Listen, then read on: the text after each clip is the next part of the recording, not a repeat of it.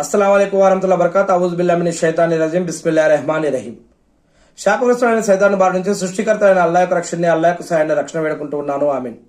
అల్లాహ్ ప్రవక్త ముహమ్మద్ సల్లల్లాహు అలైహి వసల్లం గారిపైన శాంతి సౌఖ్యాలు కురిపించండి వల్ల. ఆమీన్. అర్ రెహమాన్ అర్ రహీం మాలిక్ యౌమిద్దీన్ అయినటువంటి వల్ల మీ యొక్క రెహమత్ తోటి, కరుణతోటి మమ్మల్ని రక్షించి కాచి కాపాడండి వల్ల. ఆమీన్. ఖురాన్ మరియు హదీసుల ఆధారంగా మనం ఇస్లాంలో కొన్ని విషయాలు తెలుసుకుంటూ ఉన్నాము. ఈరోజు ప్రవక్త ముహమ్మద్ సల్లల్లాహు అలైహి వసల్లం గారు నమాజులో కానీ, ఖురాన్ చదివేటప్పుడు కానీ ఆయన అనుకోకుండా ఒక్కొక్కసారి ఏడ్చేవారు అని, ఏడ్చుకుంటూ నమాజ్ చదివేవారని ఒక హదీస్లో మనం చూడబోతూ ఉన్నాము. హజరత్ అబ్దుల్లా బిన్ షిక్కీర్ రజల్లా గారి కథనం ప్రకారం, నేను ఒకసారి దైవ ప్రవక్త ముహమ్మద్ సల్లల్లాహు అలైహి వసల్లం గారి దగ్గరికి వెళ్ళాను. ఆ సమయంలో ఆయన నమాజ్ చేస్తూ ఉన్నారు. ఆయన ఏడుస్తూ ఉన్నారు. ఆ యొక్క నమాజులో ఆయన ఏడుస్తూ ఉంటే ఒక పొయ్యి పైన ఉంచిన కుండ ఏ విధంగా అయితే శబ్దం చేస్తుందో ఆ శబ్దం చేసినట్టు ఆయన రొమ్ము నుండి శబ్దం వస్తూ ఉంది. అంటే ఈ హదీసు ప్రామాణికమైనది అని అబూదావుద్ హదీస్ గ్రంథంలో దీన్ని ఉల్లేఖించారు. దీన్నే ఇమాం తిర్మిజీలో షమాయిల్లో ప్రామాణికమైన హదీసుగా ఆధారంతో ఉల్లేఖించారు. మరి తిర్మిజీలో కూడా మరి దీని గురించి చెప్పడం జరిగింది.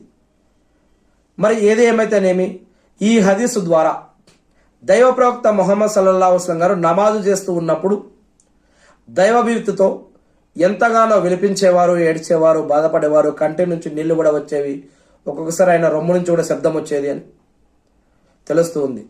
దైవ సన్నిధిలో బాధాతత్వ హృదయంతో దేవుణ్ణి వేడుకుంటూ కంటతడి పెట్టడం కూడా మహాభాగ్యమే. ఆ భాగ్యం నికార్సైన విశ్వాసులకు మాత్రమే లభిస్తుంది. అందుకే మనం దీనిని ఒక చిన్న విషయంగా కాకుండా, ఇది కూడా ఒక భక్తిలో, ఇది కూడా ఒక విషయం. ఎవరైతే నిజంగా అటువంటి మనసు, ఇంట్రెస్ట్ పెట్టి చేయగలుగుతారో వారికి ఈ యొక్క బాధ అనేది వారి నుంచి వస్తుంది. అంతేకాకుండా ఈనాడు మనం నమాజులు చేస్తూ ఉన్నాం. ఒంటరిగా నమాజ్ చదివితే, మన ఇష్టపూర్వకంగా చదివితే ఎంతసేపు చదువుతాం? అల్హమ్దులిల్లా. అది ఈరోజు కొన్ని మస్జిదుల్లో, అన్ని మస్జిదుల్లో కాదు, కొన్ని మస్జిదుల్లో, కొన్నిటి దగ్గర మనం చూస్తూ ఉన్నాం.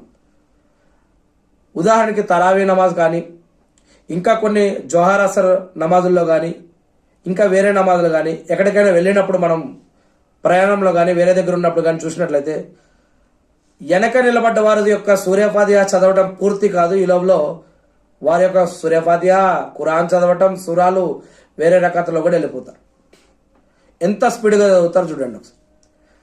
ఖురాన్లో స్పష్టంగా చెప్పడం జరిగింది. ఏమని? మీరు ఖురాన్ చదవడం కానీ లేదా నమాజ్ చదవడం కానీ ఆగి ఆగి చదవండి.